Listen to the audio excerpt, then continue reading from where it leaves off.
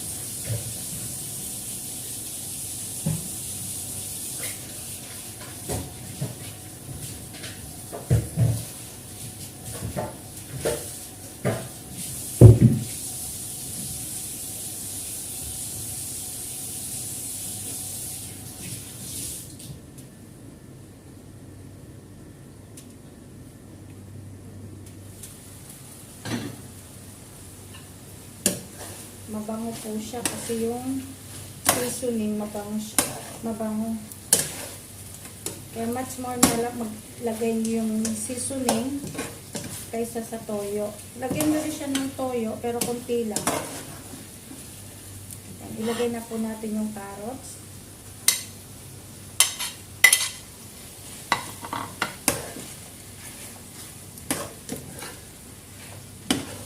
Actually, first time ko itong magluto ng pancit bato.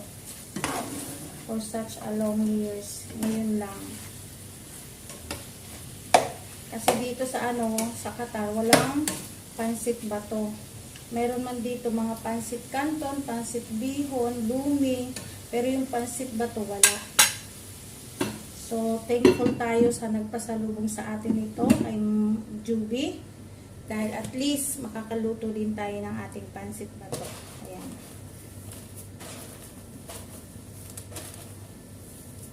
From Bicol.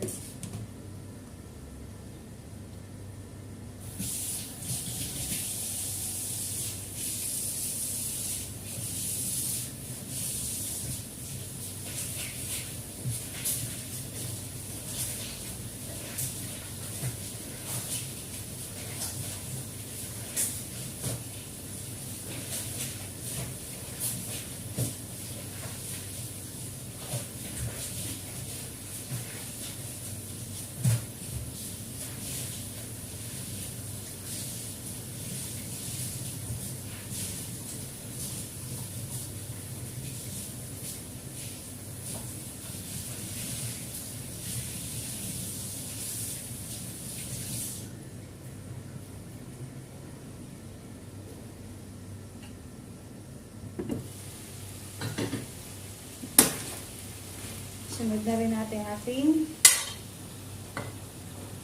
bagyo beans.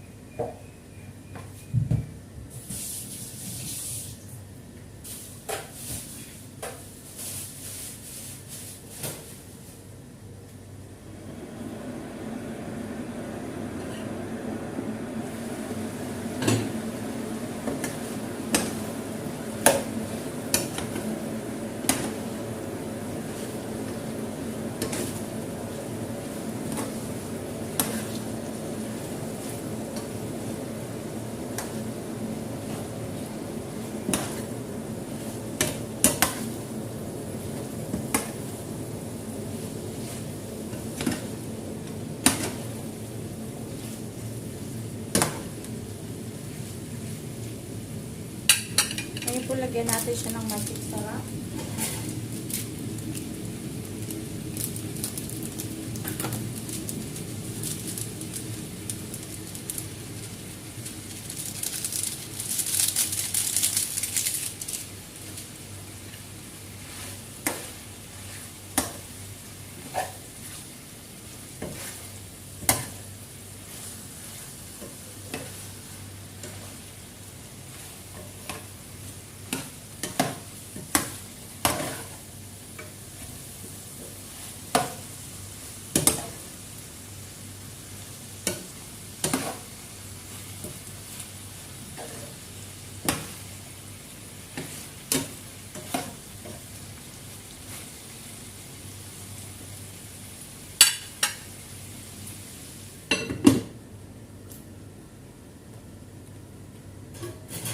Yan, shout out po sa aking mga viewers, aking 1 million viewers, shout out po sa inyo.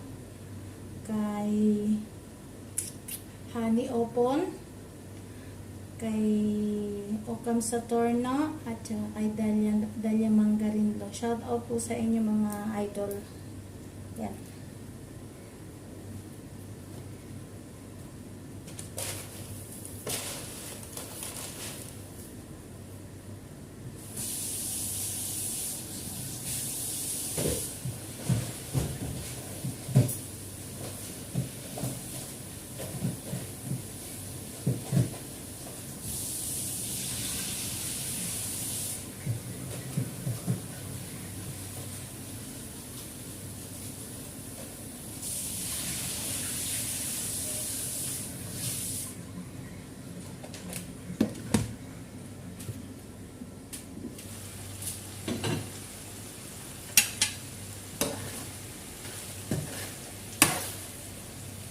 Lagyan po natin siya ng konting tubig para hindi naman masyadong dry yung ating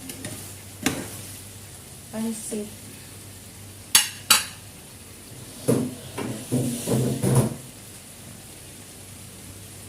Kunti lang.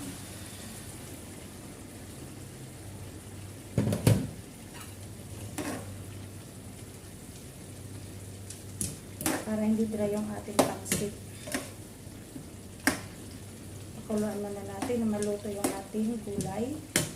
Yung repolyo po, panghuli na po natin yung para medyo crunchy siya. Hindi po natin siya isasabay dito. Kasi pag sinabay natin, maluluto siya ng over. So, hindi na po masarap. So, papanglas natin siya.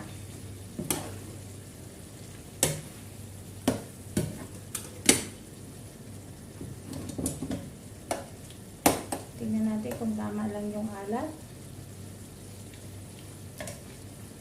And tama lang po. Hindi maano kasi na maalat siya. Kasi baka yung pansit medyo maalat-alat. So, okay na po yung ilagay natin asin at saka toyo at saka seasoning. Okay na po yun. Kunting kulo lang po, tapos ilalagay na natin yung ating pansit.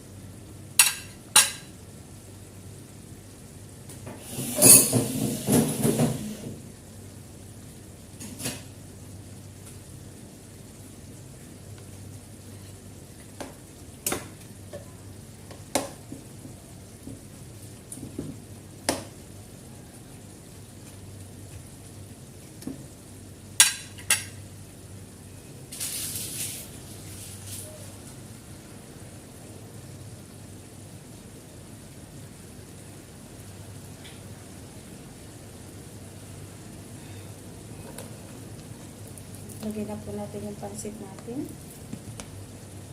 Unti-unti lang muna. Para hinugasan ko po yung pansit kasi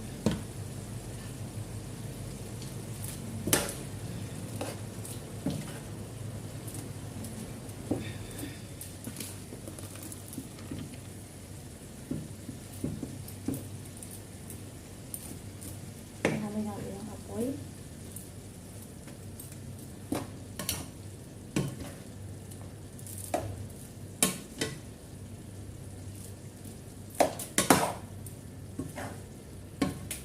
Inaano niya yung sinisip-sip niya yung sabaw.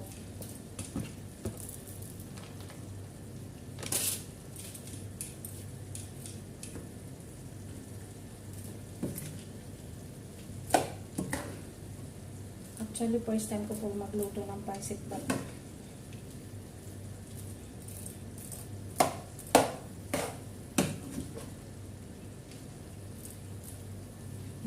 Agad yung sabaw niya.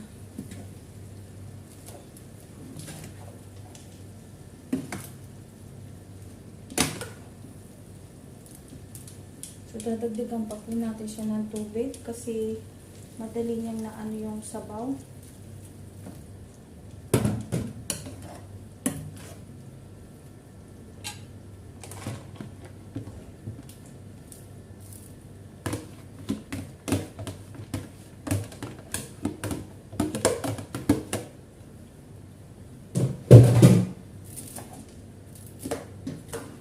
Maliliit yung hibla ng pagkapansit.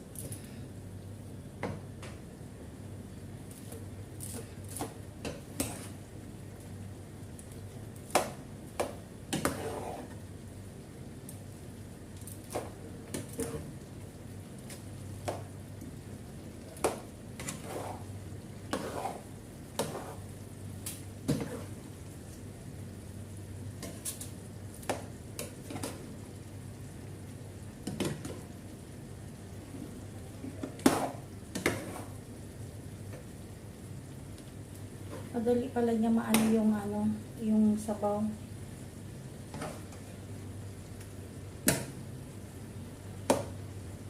So habang nilagyan natin siya ng pakunti-kunting repolyo.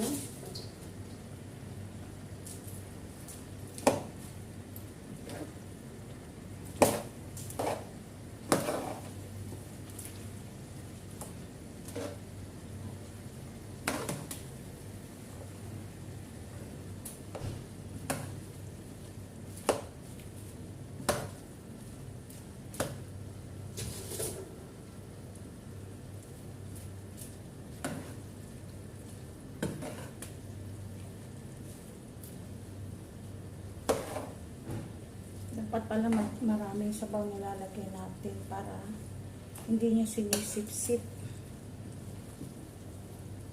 So, lalagyan pa ulit natin siya ng kunting sabaw.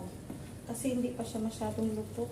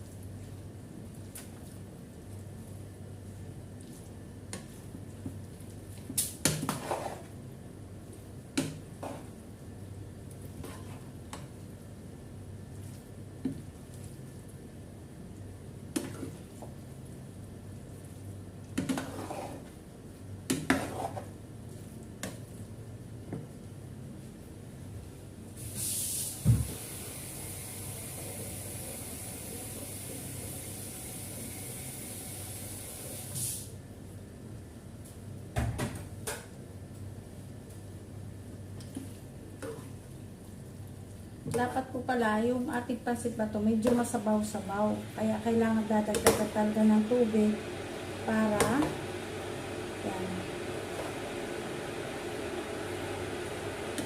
Kasi madali niyang higupin o sipsipin yung tubig.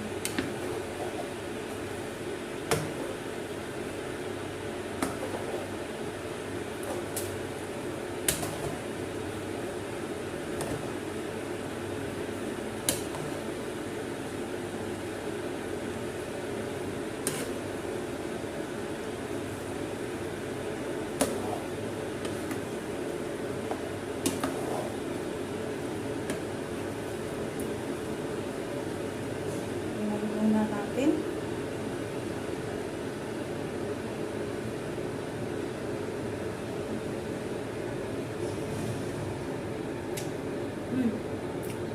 Masarap po pala talaga siya.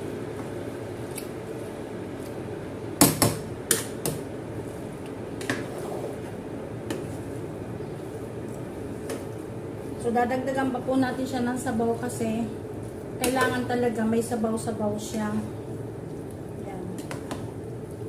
Medyo hilaw-hilaw pa siya ng konti. Okay lang yun na padagdag ng sabaw kaysa naman masobra ng sabaw baka mag-ano naman. So dadagdagan ulit natin siya ng sabaw.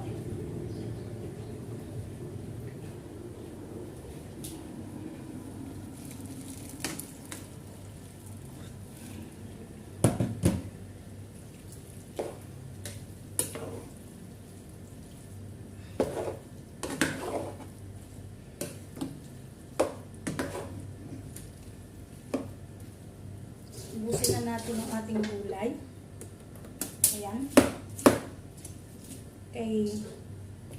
Mas masarap kasi pag marami siyang gulay.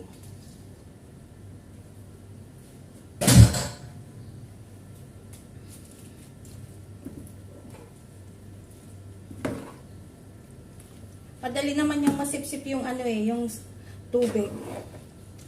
Kaya okay lang na kahit medyo madami-dami kasi madali niyang sipsipin. Yan. Actually, hindi ko siya masyadong nilagyan ng toyo dahil mas ano ako prepared ako dun sa seasoning. Mas gusto ko yung seasoning kasi maano yung lasa niya. Ang toyo, pampaano lang, pampakulay lang kumbaga. Ngayon, tingnan natin kung tama na lang yung lasa. Kasi syempre nagdagdag tayo ng gulay at saka ng sabaw. So baka magtabaw na siya. So, ayan. Ganyan po talaga siya. Ayan o.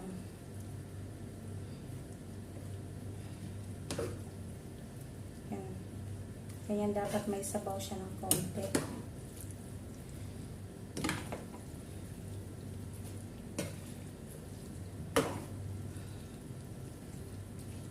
Nahalo po natin ng maayos para po pati yung ilalim.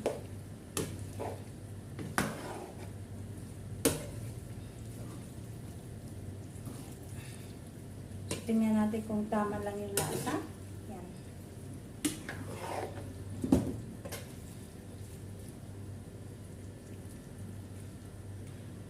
Kung tama yung alat. Hi Maggie! Oo Maggie, pansit ba to? Ayan.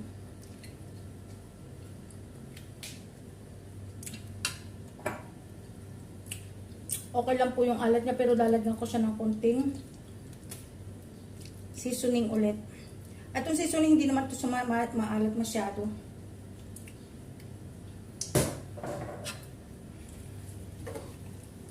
Kasi haluin natin, tapos okay na siya.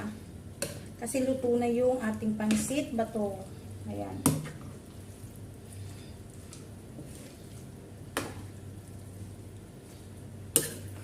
O diba?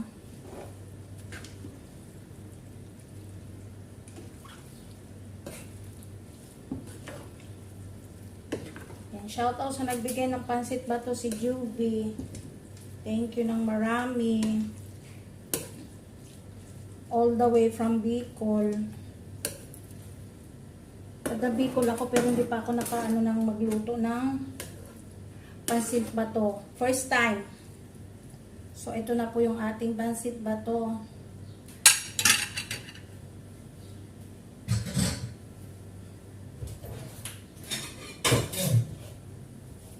Luto na po siya.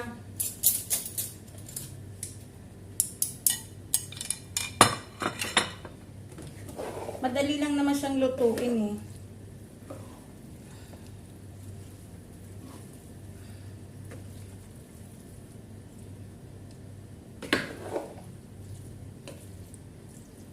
Yan. Mag-ano tayo?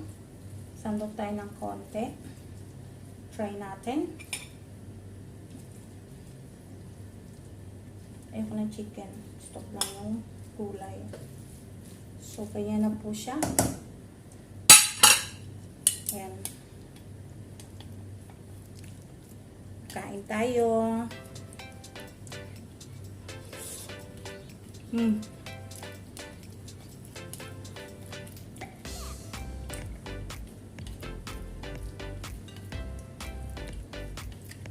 Masarap po siya. Kasi crunchy yung gulay. So, ito po ang ating pansit bato. Yan. So, hanggang sa muli, ito po ang inyong kusinera ng FW. Bye-bye!